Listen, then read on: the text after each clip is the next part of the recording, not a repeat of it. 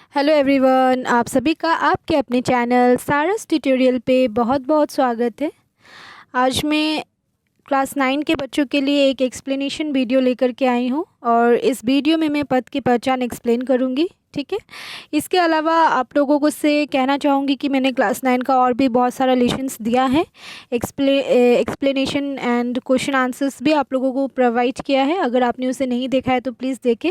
Question answers का basically PDF भी available है, तो आप लोग वीडियो के साथ साथ पीडीएफ भी डाउनलोड कर सकते हैं। ठीक है। और चैनल को अपना प्यार और सपोर्ट यूं ही देते रहिए, तभी मेरा चैनल और आपका ये चैनल आगे बढ़ेगा। ठीक है। तो इसके ग्रोथ के लिए आप लोगों को भी हेल्प करना होगा थोड़ा। ठीक है। तो प्लीज़ चैनल के साथ बने रहें। इन दिनों मैं वीडियोस बहुत लेटली अपलोड कर रही हूँ ड्यू टू सम रीज़न। ठीक है। बट फिर भी मैं टाइम टू टाइम आप लोगों को प्रोवाइड करते रहूँगी। तो चलिए आज का ये लेसन हम लोग देखते हैं। पहले तो देखते हैं इस लेसन के कवि कौन है। तो इसके कवि है हरिवंश राय बच्चन जी। ठीक है।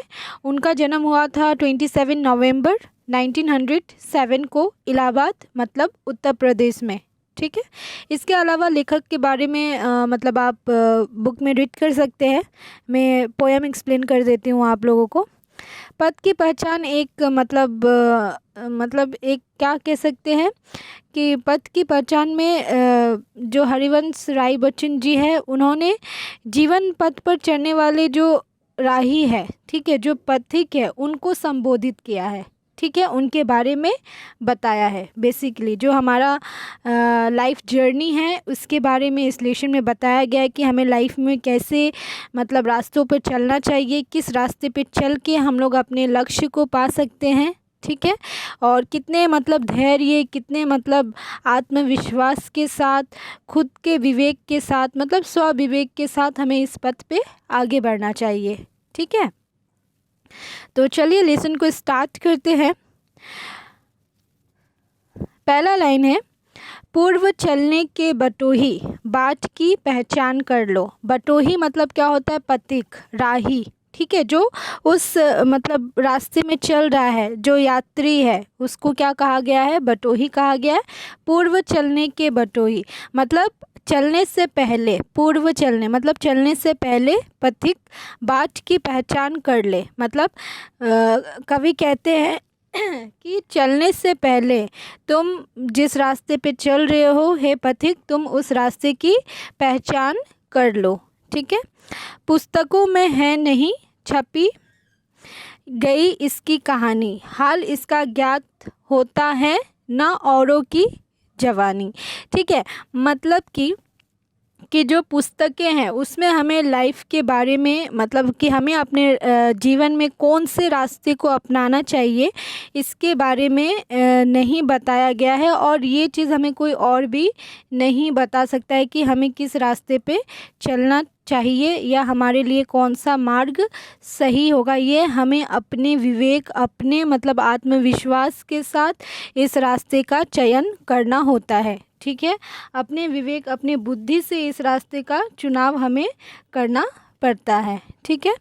अनगिनत राही गए इस राह से, उनका पता क्या, पर गए कुछ लोग इस पर छोड़ पैरों की निशान।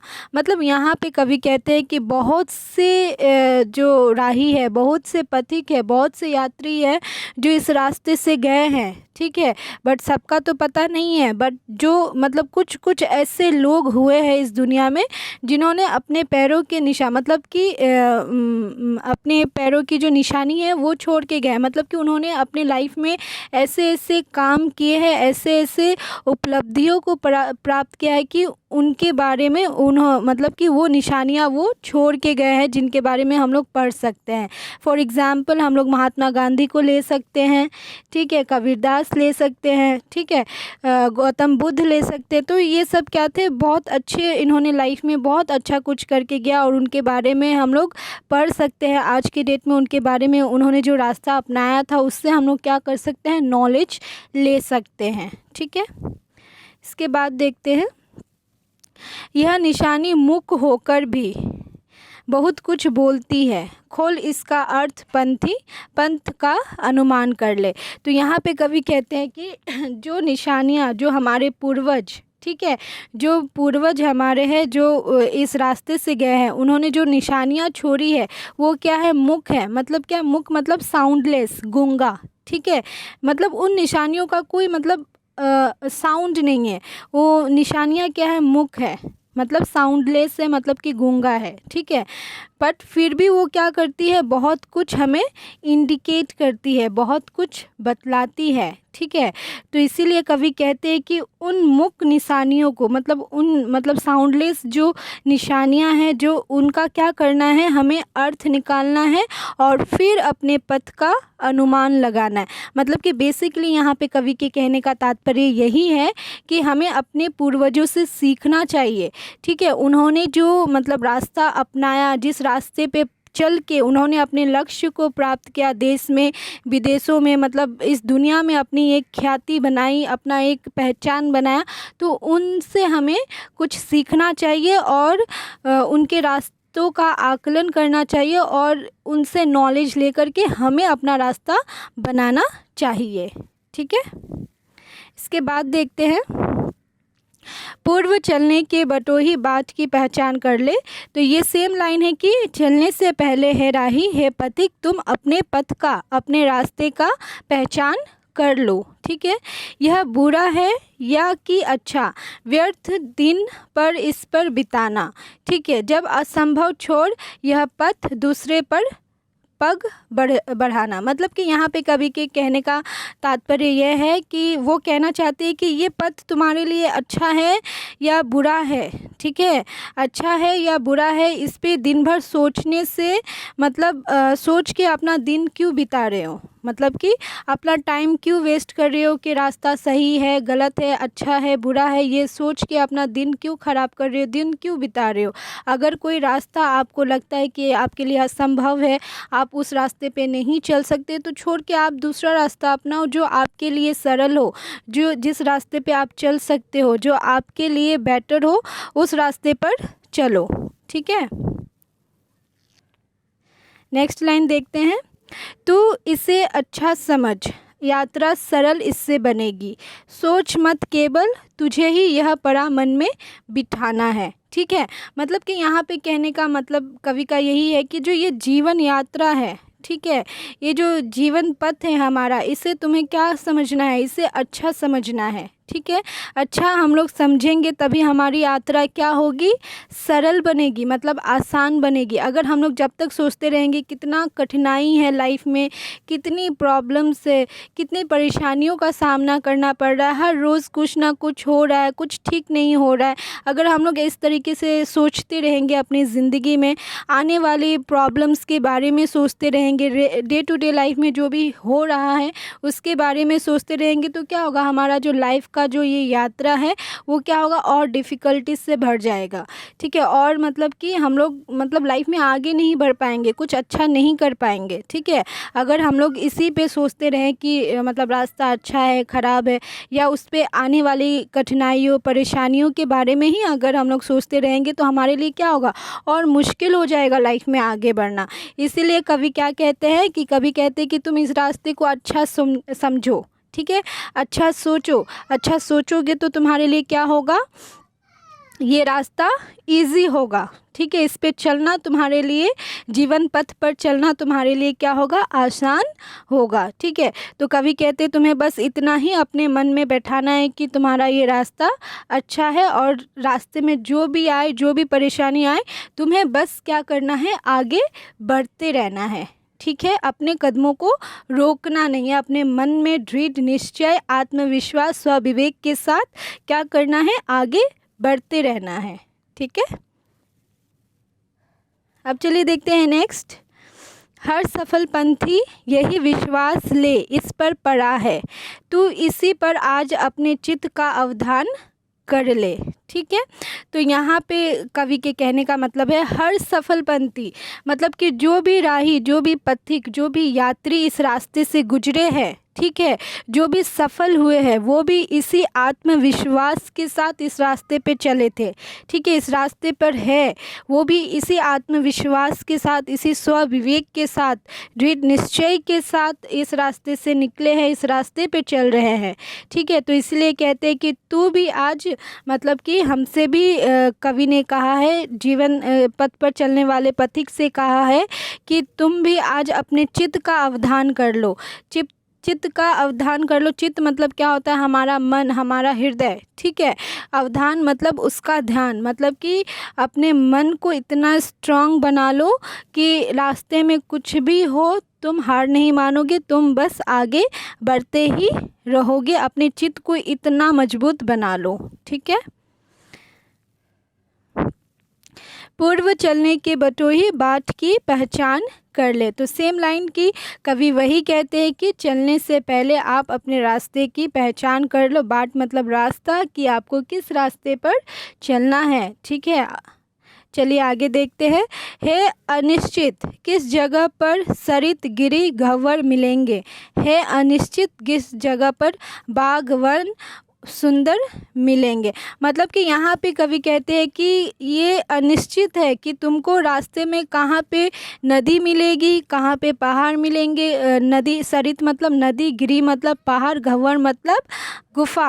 ठीक है, और किस जगह पर तुमको सुंदर सुंदर बाग मिलेंगे, वन मिलेंगे। ठीक है, ये भी अनिश्चित है। मतलब कि यहाँ पे कहने का मतलब ये है कि ये हमें नहीं पता, ये अनिश्चित है कि जीवन में तुमको किस स्टेज पे, लाइफ की किस स्टेज पे मतलब सफलताएं मिलेंगी। ठीक है, ये सरित गिरी गह्वर, और ये क्या है? प्रकृति की सुंदरताएं हैं। मतलब कि वन काइंड ऑफ इसे लाइफ की सुंदरता से जोड़ा गया है कि लाइफ में जो हमारे साथ अच्छा होने वाला है, ठीक है, वो हमें किस स्टेज पे मिलेगा ये भी अनिश्चित है। ठीक है, किस जगह हमें नदी मिलेगी, पहाड़ मिलेंगे, गुफा मिलेंगे, ये अनिश्चित है। और साथ में ये भी अनिश्चित है कि हाँ, कि मतलब किस जगह पे हमें बाग मिलेगा, वन मिलेगा। मतलब सुंदर सुंदर फूलों के बाग मिलेंगे या वन मिलेंगे, उपवन मिलेंगे, ये सब भी क्या है? अनिश्चित है। मतलब कि डेफिनेटली कि लाइफ में हमें तो पता नहीं होता है हमारे आने वाली ज़िंदगी में हमें क्या मिलने वाला है, कुछ अच्छा मिलने वाला है या कुछ बुरा मिलने वाला है। तो कवि यही कहते हैं कि ये सारी चीज़ें क्या है? अनिश्चित ही है कि कहाँ पे हमें क्या मिलेगा। मतलब सुंदर सुंदर मतलब प्रकृति की सुंदर देन मिलेगी या लाइफ में आने वाले परेशानियां मिलेगी। ठीक है, इसके बाद देखते हैं किस जगह यात्रा खत्म हो जाएगी, यह भी अनिश्चित है। अनिश्चित कब सुमन, कब कंटकों के सर मिलेंगे। मतलब कि यहाँ पे कहने का मतलब यही है कि ये भी अनिश्चित है कि ज़िंदगी, ये जो हमारी लाइफ है, ये कब ख़त्म हो जाए ये भी निश्चित है। डेफिनेटली जीना मरना ये सब क्या है? हमारे हाथ में नहीं है।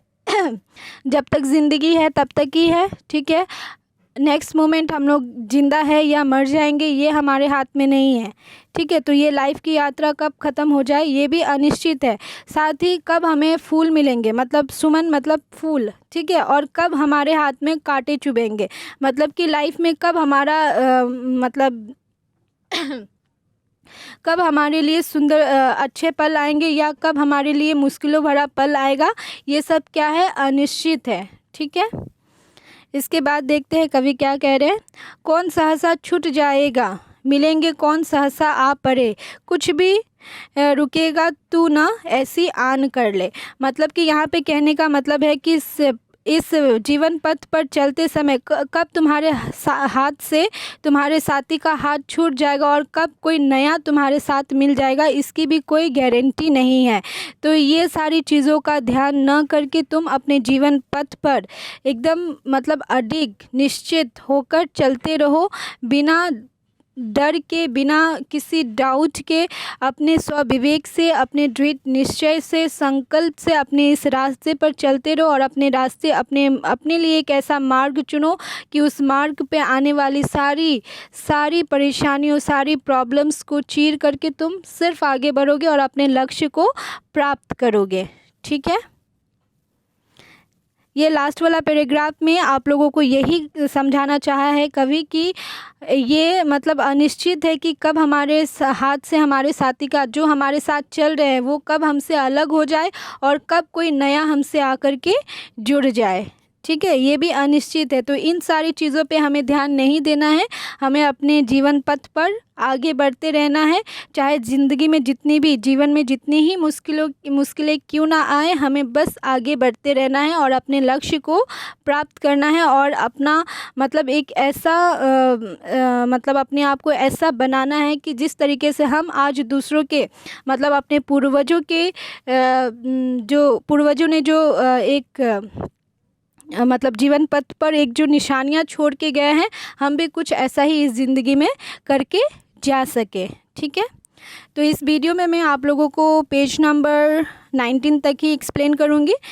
पेज नंबर 20 में नेक्स्ट वीडियो में आप लोगों को एक्सप्लेन करूँगी। ठीक है, ये एक्सप्लेनेशन वीडियो आपको कैसा लगा प्लीज़ कमेंट सेक्शन में कमेंट कीजिएगा और चैनल पे अपना प्यार यूँ ही देते रहिए और प्लीज़ मतलब बने रहिए, क्योंकि हो सकता है कि अभी वीडियोस कम आप लोगों को देखने के लिए मिले, क्योंकि मैं थोड़ी बिज़ी हूँ अभी फ़िलहाल। ठीक है, बट मैं ट्राई करूँगी आप लोगों के लिए टाइम टू टाइम वीडियो ले करके आऊँ।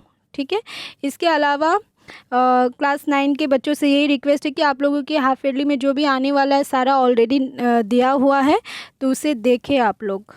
ठीक है, तो चलिए तब तक के लिए बाय, टेक केयर।